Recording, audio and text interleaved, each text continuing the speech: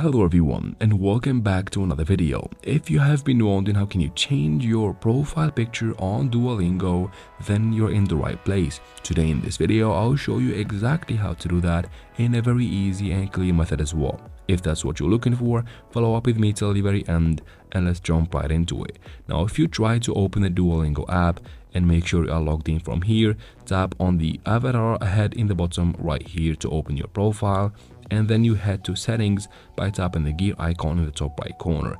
From here, you'll notice you can only change your avatar and you cannot change your profile picture or add one in the first place, as you can see here, guys. So to change your profile picture, you need to close Duolingo, open your browser and go to duolingo.com and log in with your account on the website from here. Then tap on the avatar head in the bottom right corner to open your profile again. And this time, next to your avatar, there is this pen. Go ahead and tap on it. And then from here, just tap on choose file, this button right here. It will open your gallery or images directly. Just tap on the picture you want to use and then tap on save changes in the top right corner. Once you tap there, wait for a couple of seconds for the image to be uploaded.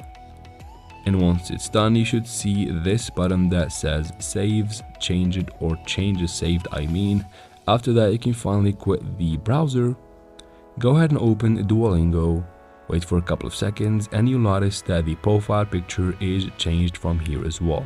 Now you can repeat the process whenever you're trying to change your profile picture on Duolingo. There is no limited times of how many times you can change your profile picture on Duolingo. That's it for this video, guys. I hope it was useful. If it was, please like and leave your questions and comments in the comments section. I'll try to answer every single one of them. And of course, subscribe to the channel, and thank you very much for watching.